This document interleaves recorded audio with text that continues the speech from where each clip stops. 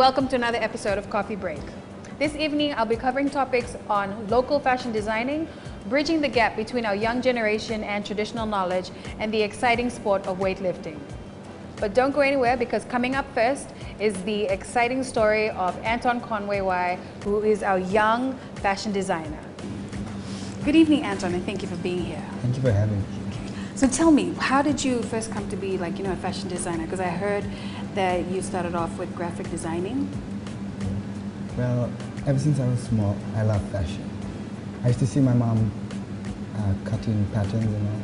And then I would take her patterns and then go to a separate corner, lock the door, and then I would cut those patterns up and take a needle and cotton and hand stitch it. And you know how to hand stitch at that age? Yeah, it's just... How old were you at the time? I think I was in class 4. What? Class 4? Yeah. I don't think I knew how to stitch anything. I had good parents. Just basics. So so how did, I heard also that you were a science student in high school. So the passion for fashion died out and then you wanted to do science? It actually did when I finished primary school. And then when I went to high school, I did science until Form 6, and then fashion again came up again. So I went into university, I did graphic design. After I graduated from university, I went and worked at a fashion house, Rosie Simisi, and from there And then it built up again? Yeah, I would watch Rosie sew and then take whatever I see, I would go home and then try and do your own patterns? Same thing, I would take the machine, go to lock myself in the room and sew. So, did you have to learn, how to, design clothes? Cutting, material, different ways to cut? Because I heard that it's quite, you have to really know what you're doing. Everything I do is all self-taught. All self-taught? Yeah. Wow, because I've seen some of your designs, the outfits, and it's really, really nice. Yeah. So what have you done so far? Shows? Shows. Like, my first showcase was in 2011, the Agriculture Fashion Show. And then my second showcase was last year for Fiji Fashion Week. For the agriculture show, tell me, what did you do? I did wearable art. Okay. Recyclable material. I like to play with garbage bags, cardboards. Oh, and that was really nice. So what material did you work with? That year I worked with garbage bag. The garbage bag, everything that you can find your hands on. Yeah. Garbage bag, cans, cardboard, yes, stuff like that. All those kinds. Buttons and all that, no? Buttons are too small. Is it and did you have to do an evening gown or I did any sort of a wedding gown out of coasters. I would go to the factory. And this was your first show? Yeah, coasters, they cut it out and then they leave the square piece. Yeah. I would take that I took it all and then I just started sewing and then it turned out to be a wedding. And this was your first show? My first show. And how did you feel at the time? Was it really exciting? I came second, I came first. Still, I was happy with that. That's pretty good. So how many, fashion designers were on the show that year? There was 15. And you were one of the new? New, first time to enter the show.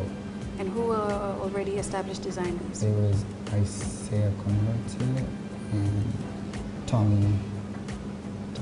They entered last year for the first time. So you were one of the newbies? Yes.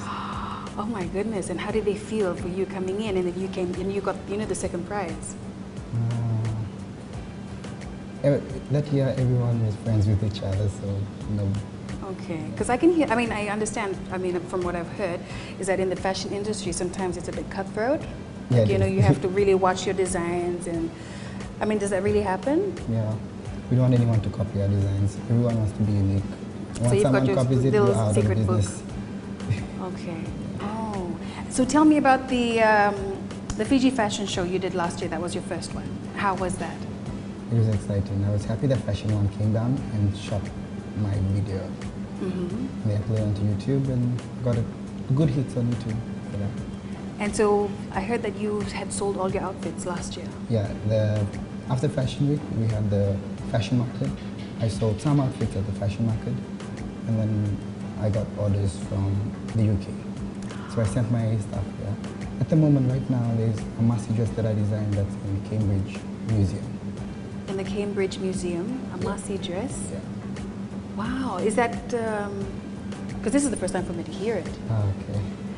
Yeah. So tell me more about it. I mean, like, how did it get there? When my cousin's at the museum, she takes all this, she studies mass designs, and she saw my design, and then she asked if she could take it over.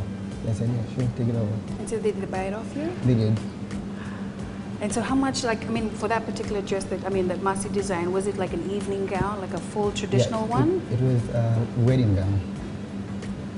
It would cost around 3,000 back then. I gave it. 3,000 Fijian dollars. Yes. Wow. It's a lot of money. Yes. Oh my goodness. So $3,000. It's sitting in the museum with my name there.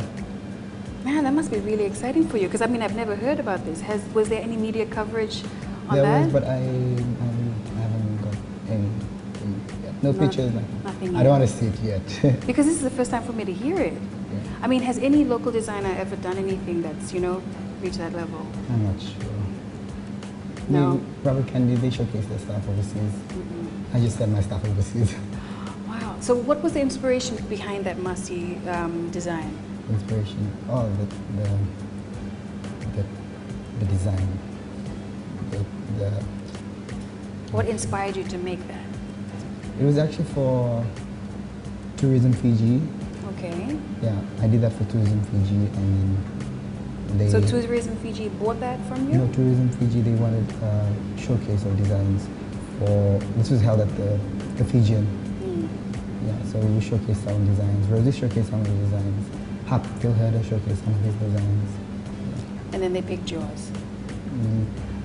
That was 2 years later. Then they decided. They decided to pick yours. Yeah, and take it to London. I mean, you're running in the league with Hupfield Herder and The big Robert guns. Kennedy. Yes, and the big guns. And you're like, you just started your career. I mean, how does that feel? They are really supportive. Oh, that's really good. I would upload a picture and then they'll give positive comments and all that. I'm happy there is. Okay. So tell me about your show. I heard that you had a fundraising event last weekend, Yeah. and you showcased some of your outfits. And what was the response like from the public? The public. Well, I was really surprised with the turnout. I didn't expect that much support from everyone, from the media and from my friends and family. It was a really good turnout. Okay. And were there any purchases made?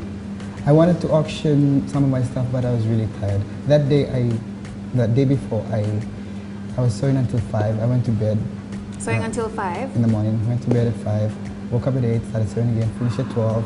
From 12 o'clock, I went down to. And this is the event that was starting what, at 6 o'clock, right? 6 o'clock. From 12 o'clock, then I went down to the venue and then started decorating on my own. You were decorating? Yeah. Oh. So everything Why had were to you be- decorating? Could you get people to come in and... I did get people, but they didn't turn They up. didn't turn up. Oh, okay. But then, how was the end of the show? You were saying something about the University of the South Pacific wanting to get you to do a different line? No, not the university.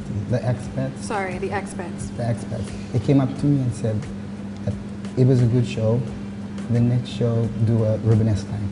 So I sat down with the people that I organized with. And Sorry, the planning. Rubenesque line. I mean, for those at home who are watching, can you explain what that is? Rubenesque, it's a polite way of, it's a full-figured model. Model, okay. Yeah. A polite way of saying it, Rubenesque. Yeah. So they approached me and said to have another show, but this time they want a Rubenesque line. Okay.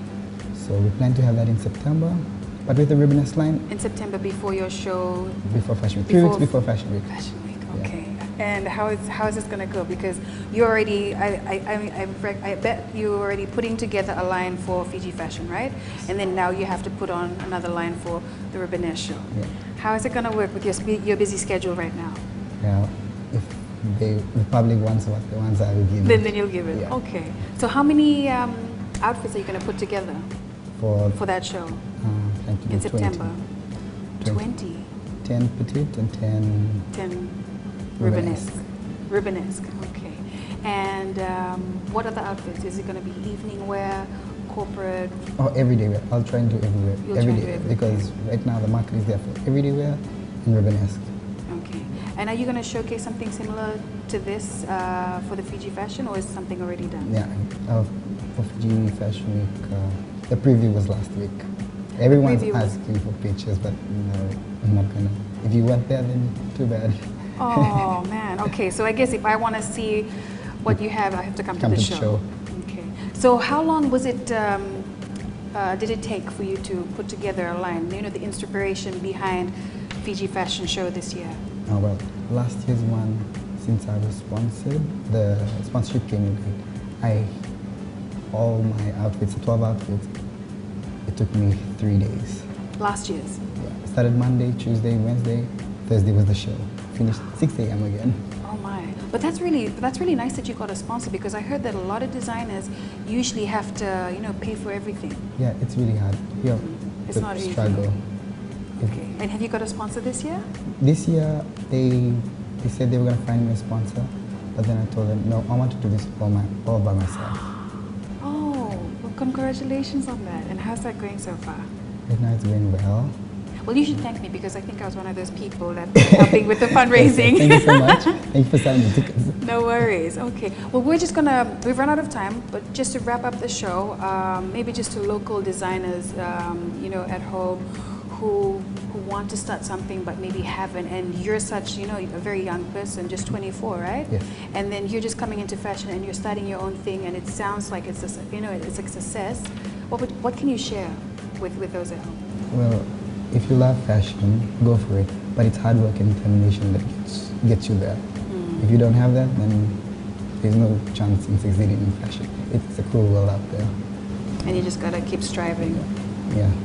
Thank you, Anton, for joining us this evening, and all the best in your preparations for the show in October.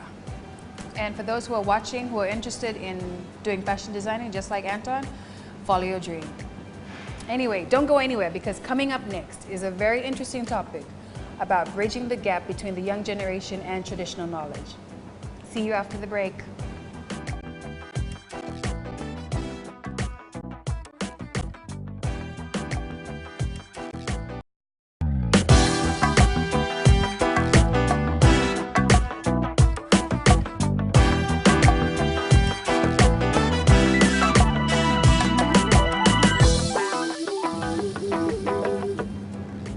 Welcome back to Coffee Break.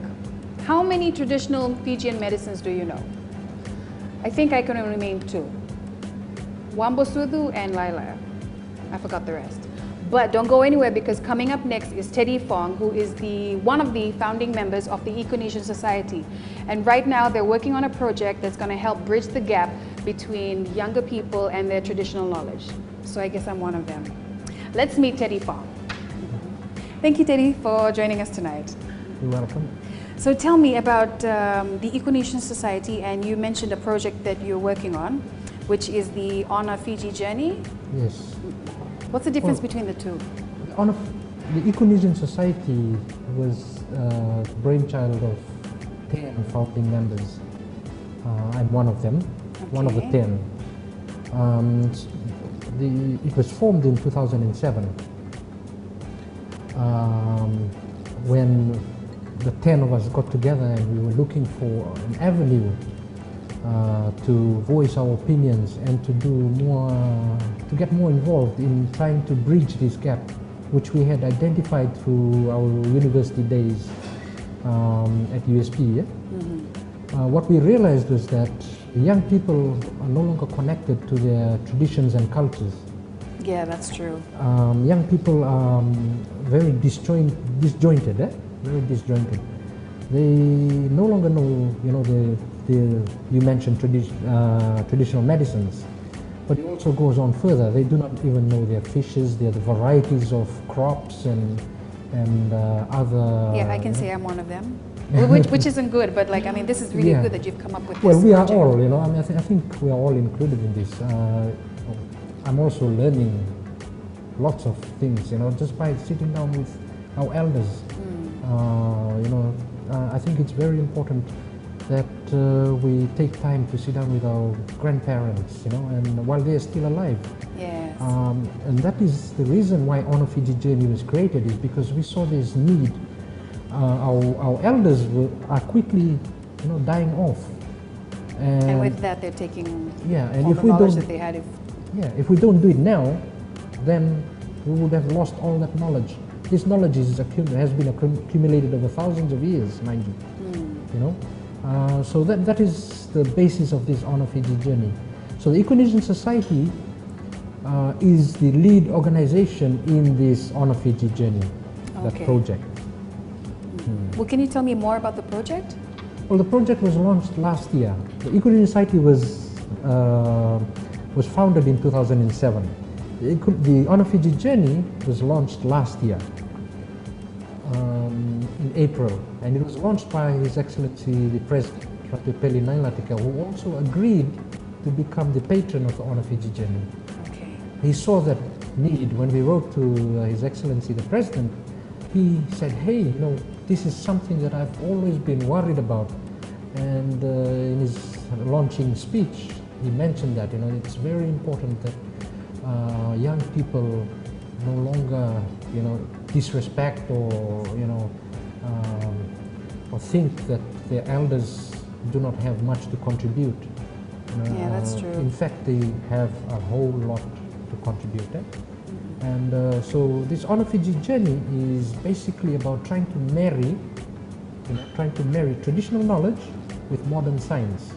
What you and I learn through our high school and through university and things like that, we need to marry this with the knowledge that our grandparents and, you know, our ancestors have. And if we can find a way of marrying that, then we believe that we have a chance to combat all our problems that we're facing today, which include unsustainable development, climate change, and so forth. Okay. So that is the basis of the Honor Fiji journey. And where have you gone? Well, the Honor Fiji journey, after its launch in April last year, we went through a series of projects, and which ended up with an 8 weeks journey throughout 5 islands in Fiji. When I say islands, I'm also including Viti Levu and Vanuatu as islands, Okay. because they are. So the journey went through 5 islands, and each of the islands, the crew members, which were made up of youth from the Eco-Indonesian Society and also selected youth from around Fiji, to involve themselves in these communities. And their involvement in the communities included things like building of traditional fish fences, And who was teaching them these things? or the elders from those communities. Okay. We engaged the elders. They know best on how to. And what was interesting is that in each of the different communities, the elders learned would different have different things. techniques, you know, specific to their environment. What we was the need- most interesting one that you've learned? Well, the most interesting one, of course, was the traditional fish traps. I think it was magnificent. You know, at the time, our elders could tell the behavior of fish. They understood the behavior of fish, and so the fish traps were built around this. So the traps would curve in such a way where, you know, it will trap fish on the receding tide. So when the Okay. tide is going out, as big fish are trying to make their way out, they get trapped on this fence and then they start moving in. Can you explain what kind of fish traps they were making? What material they were using? They were made out of reed or ngasau in most parts of Fiji. Use of dong, So it was all natural material. all natural material, Okay. all natural. And different villages use different methods. Different villages use different methods. In some villages where they do not have access to ngasau and dongo and things like that, they use the stone traps, Stone traps. which is called moka. Okay. Yeah, the And moka. how was that made? Oh, that's made by just basically taking stones and placing them in that same manner as the reed ones. You know? So I'm thinking they would be placed like in Yeah. a pond kind of thing. So when the tide goes out, whatever what- fish is left What inside they is would caught. have is a sort of a barrier. Okay, so you'll have a barrier that comes this way. The fish would hit it, and then they will move No in. choice but to move in. Move in. They understood the behavior of fish, that the fish would not turn the other way and swim. The fish cannot swim backwards. So they'll just keep swimming in. And as you go in, Like a maze, yeah, like going in. it's like a maze. And as you go This is really interesting. to the center of the maze, it's deeper. Okay. So in the receding tide, when the water level is going down, the fish will have to move in, and they keep going towards the deeper water. So the deeper water is where the actual trap is, you know, where it will capture them and keep them in there alive. You know, and so people would come and just harvest whatever they need, leave the rest there, you know, just for. So these are very sustainable traditional methods. So with all the places, all the 5 islands that you went to, how many villages did you visit? In the 5 islands that we went to, we visited, there was 3 on Kia. There's 1 village, on an island out in Maruata. On Taveuni there was 3 villages. In the Sawas there's just 1 village we could work with. Okay. And out of those ones, which ones was the most interesting tradition that you've never heard of that they shared with you? What was in all of them, they were very interesting. Seriously, yeah. I mean, they all had their different ways of going about things. And with all of this, there was a lot of recording and yeah, there's documentation done and things like that. But we have to be careful too on traditional knowledge, because there's this thing called the intellectual property right. Okay. That we must be aware of. It belongs to those elders. It belongs to that community, and it's for that community to ensure that, you know, that knowledge is continued. In terms of, you know, property rights, we cannot just go out there and just say document it and make it public without the approval of the community. Okay. So those are things that we have to also take into account, which makes it much more difficult, much more important that the young people go back and learn from the elders. Yeah, that's the thing, because I mean, if the tradition is lost with the elders and there's no recording, I mean, there's no recording, exactly, and that's what we saw. That's why we saw the need for this Honor Fiji journey. Okay. Can I ask, did you guys ever visit the Lau group? Because I grew up with my grandparents in Lakemba and Oneata, and one thing that I found fascinating that we used to do when I was a kid was called Yavirau, which is like a fish. You know, it's like, interesting that you ask about Yavirau. Yavirau is because it was a lot of fun. It's a very unsustainable fishing method. Oh, okay. Sorry. Well, that's because it's mixed now with modern science. Modern science. Oh, why do you say that? Well, Yavirau, what the Yavirau does, it traps all fish, small and large. Okay, yeah, that's true. You know, there's just no, and it's all brought together, and it just disturbs the whole coral reef ecosystem. Okay. And in places, you know, remote villages, there's no fridge. So people would bring in excessive amounts of fish and not being able to consume it. So there's just too much wastage. Okay. So what do you do with, I mean, villages that are still, you know, carrying on that tradition? Well, the tradition of Yavirau is normally done for purposes, you know, after for big gathering, after a funeral, you know, for a high chief and things like that. After they do a tamu, and they'll come in and do a Yavirau. And those are things that we really cannot stop, or we really would not want to stop, you know, because that's knowledge in itself. But what we would not want is people using the Yavirau concept for commercial purposes. Okay. You know, that would be very, very destructive. Is that, I mean, that in itself is a tradition, right? Yes. So is that only in the Lau group that they do that? Or No, was it's done in almost all communities in Fiji. Okay. Yeah. So what else is on a Fiji journey? What else are you doing? Okay, well, on a Fiji journey, right now. Or right now, or what you've done from when you first started the project? Well, what we were doing is we are working on a project where we would be able to take school students out to a community.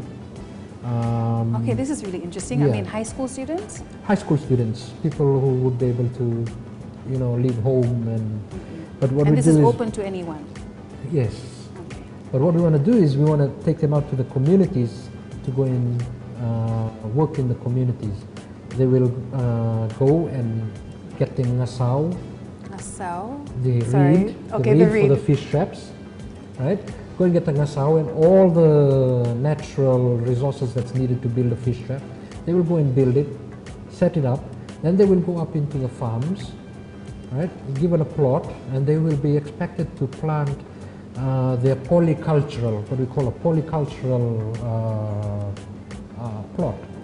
You know, our ancestors or our grandfathers, when they go and plant, you'd see in their plantation tapioca, dalo, everything mixed together, pineapple on one side and things like that. And they'll have big trees in the middle to shade those plants if needed. I remember my grandfather used to do that. Yeah. In commercial, now that we've gone into these commercial times, everything is monocropping. Monocropping. Means single crop. So everybody's just either planting just plain dalo, you know, Okay. or sugar cane, you know, things like that. And the difference between that is because the polycultural plot were meant to, our ancestors knew which crops would supplement each other or That's complement interesting. each other, you know, in terms of providing soil nutrients and things like that. In fact, the elders would tell you, oh, that plot is ready for planting, And because which they saw one? because they see a certain type of grass or sedge or, you know, growing on it, on the plot. So they say it's fertile. Okay. Can I ask, did you know this already, or you learned this while you were with the society? There's some that I already knew from, of course, my grandparents, but yeah, there's a whole lot that I've learned from being in this project, and there's even more to learn.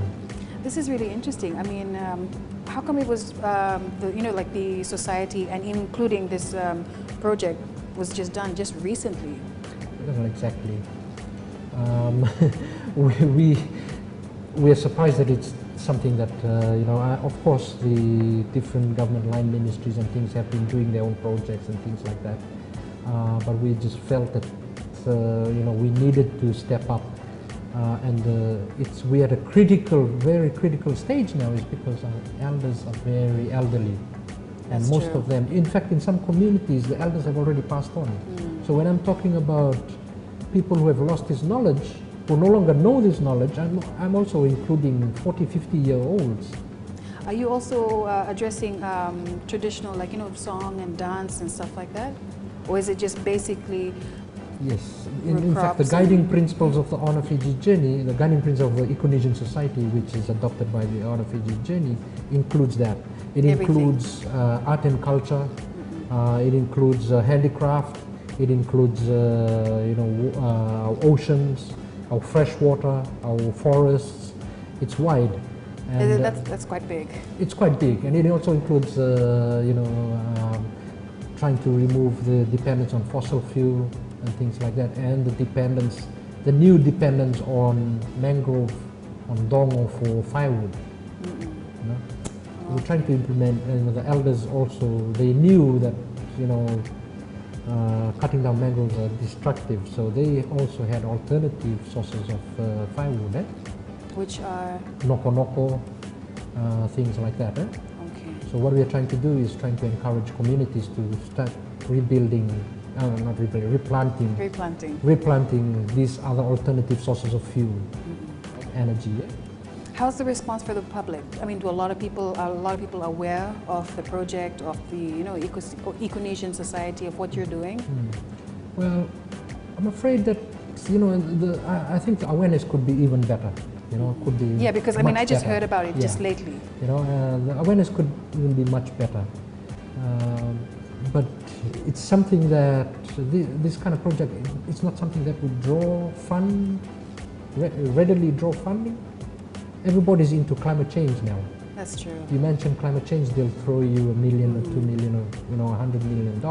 But why is that so? I mean, don't you think that it's really important to keep, our traditions and medicines and stuff What like we that? believe is, if we are to protect ourselves against climate change and all the other unsustainable developments and everything that we are going through, we need to recapture and regain and protect this knowledge, right? Because our elders knew how the world around them works. They knew how it worked. I go to villages now and people would ask me, hey, the small reef fish, the really colorful ones, small ones like that, what is their job? And I just think, ask your granddad. And just asking them, he'll just tell them, those are the ones that really clean up Clean. the reef, you know, the corals. So the knowledge is there.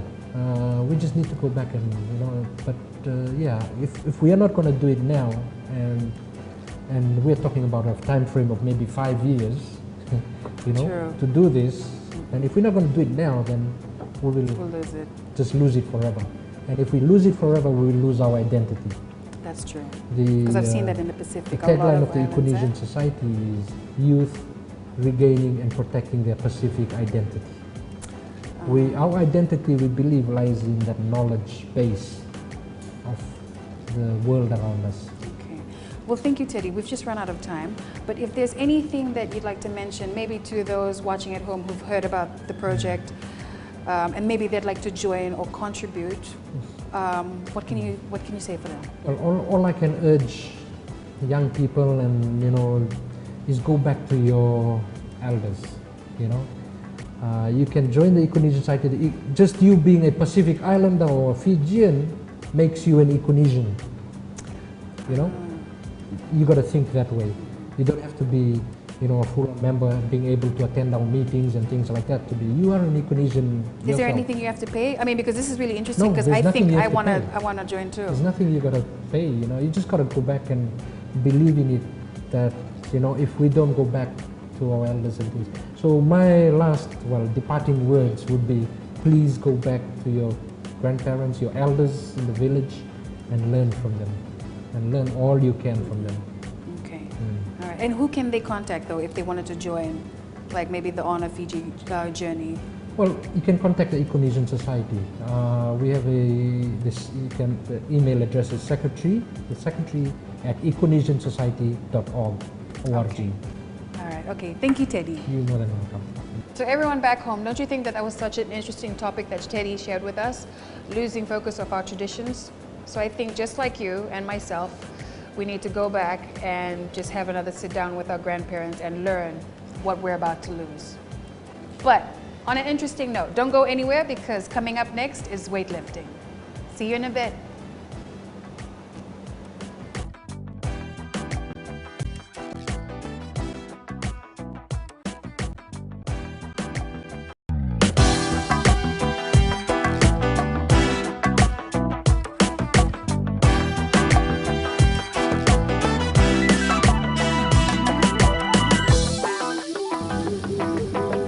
Welcome back to Coffee Break.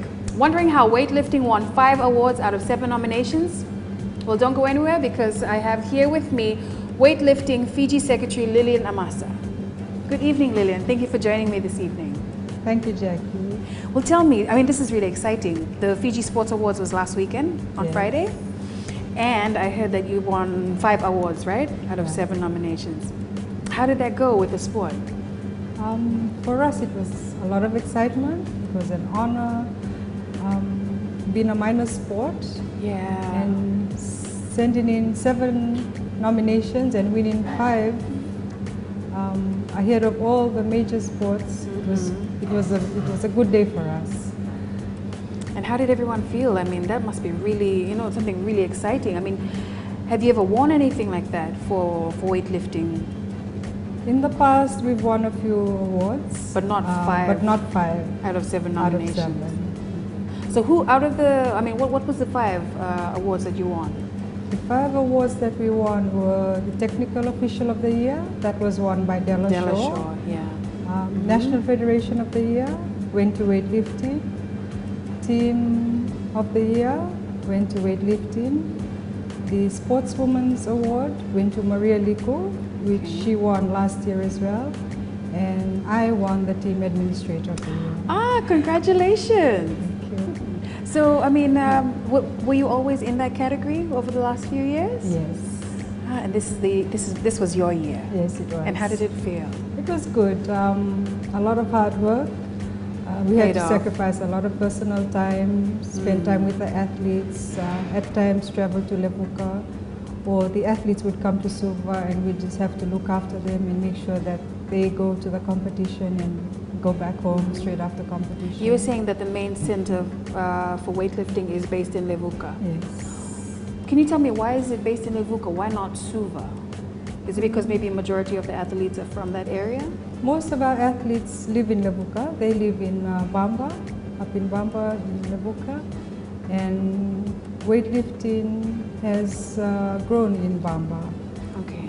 Our youngest athlete is a 12-year-old student. 12-year-old? Yes, very committed, and she comes across when we have competitions in Silva, and it's good for us because it's not only a male-dominated sport. We also have females. Females as well. Can you just tell me something? I mean, you said the youngest athlete is a 12-year-old.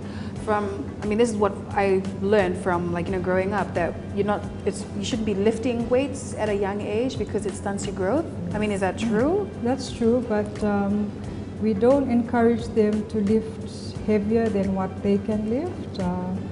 The weights that they lift is based on their body weight. Okay. So I wouldn't ask her to lift a 60 kg weight because I know she's still growing.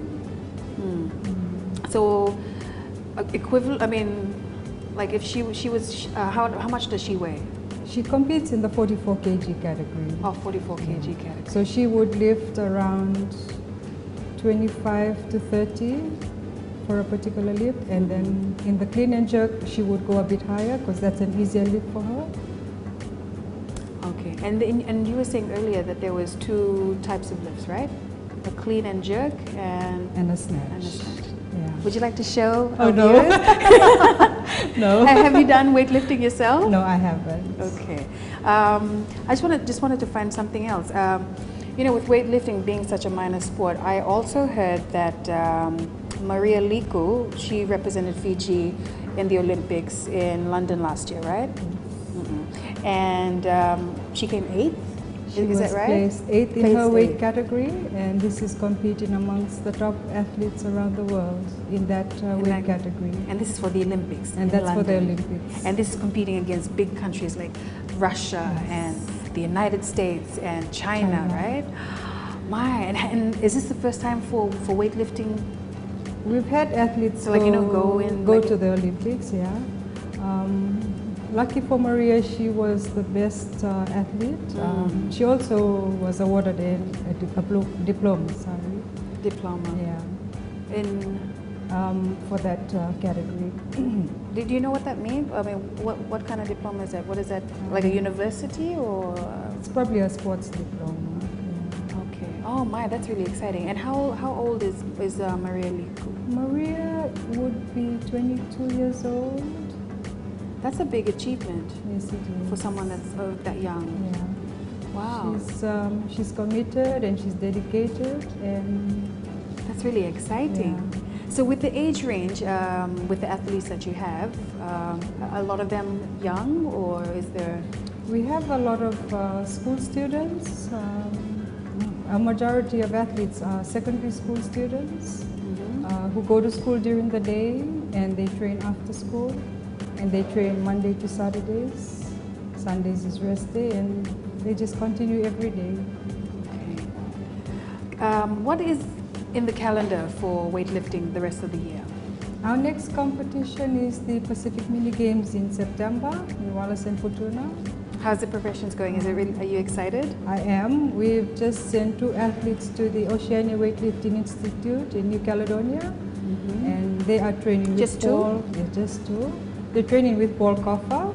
Paul Coffer? Yeah. Sorry, who Paul Coffer is he looks after the institute in New Caledonia, which has a lot of the Pacific countries, athletes from the Pacific countries training at the center. Okay. And then they come back before the games, then we're off to Wallace. And how many athletes are going to Wallace and Futuna? 4 athletes. 4 athletes. Can I ask, why is there only 2 going to New Caledonia and not maybe the 4? Okay. Due to limited space, each country has 2 athletes going. So my other 2 athletes, one is a student, a secondary school student, and one is a school teacher back in Levuka. They continue their training at the gym in Levuka. Then they come to Suva for a few weeks to train before we go. Okay. And the 4 athletes, is it a mixture of both male and female? Male and female. 2 females and 2 males. And what categories are they representing? The females, one is in the 48 kg category and one is in the 75 kg. And the So one of them men- is Maria Liku, and who's the No, other?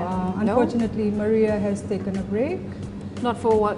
Oh, she's taking a break from She's Wallace taken a and break. Fortuna. She's taken a Okay. break, yeah. And we hope to have her back next year.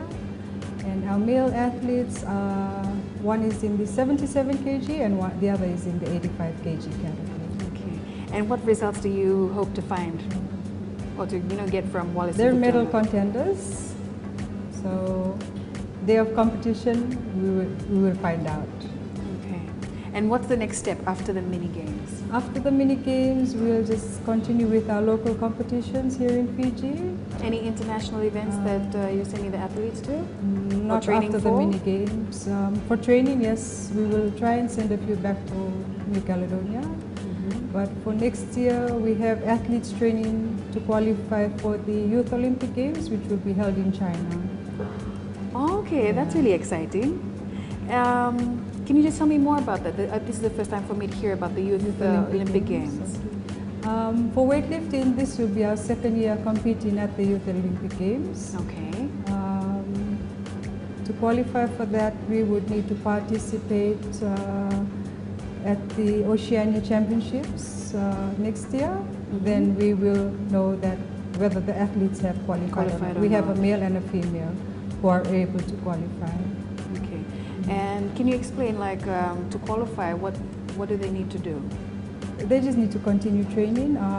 They have to be a... They have to do it. They have to lift over a certain. Yes, we will set targets for them. They have to be 16 to 18 years old in that age category. And with the team effort in our participation at the Oceania, they would be able to qualify to go to China. Ah, oh my gosh, that must be really exciting. Yes, it is. You had mentioned that in 2011 you weightlifting as a sport won six gold medals. Is that correct? That was the SPG games, right? Right, the Pacific Games in New Caledonia. In New Caledonia, and you were saying that it was you were one of the top sports to win six gold medals. Yes. How did that feel? That was exciting because a lot of people in Fiji know that athletics is the #1 sport. That's true. And athletics would have won more medals than we did. But you thanks brought to our home. hard work and training of our athletes, we won the 6 medals. Oh my! And so, like, how did that feel for the team? The team were excited. Yeah. I mean, and Very excited. as a minority Minority sport, sport. yeah. So, I mean, did that increase, sponsorship funding from, other businesses? It did. It helped us with our other sponsorships in sending our athletes away to train and bringing in people from overseas to More come and interest assist from other us. people? I mean, in terms of development, maybe building up the sport. We usually organize a particular day where we invite school students. We send letters out to secondary schools and ask students to come and see how our sport is, what we do in our sport, and then the interest just grows from there. Okay, all right. Well, we're just about to wrap up the show. We've run out of time. But for those who would like to join, weightlifting, who can they contact? Okay, they can contact Fasanok. Fasanok has all our contacts. Then from Fasanok, they would be able to direct them to us. Okay. It's easier for them to contact Fasanok. What about, because I know Della Shaw, she works at the Rambuka gym. Would we recommend her? If they like, they can contact Della. She'll be delighted. She'll probably try and pull them all to Suva to train with her instead of sending them to Lebuka. Okay, all right. Isa, well, thank you very much for Thank joining me you. on the show tonight. Well, congratulations to the weightlifting Fiji team on winning those awards last weekend. But for everyone at home, that's a wrap for tonight. I'll see you next Sunday. Good night.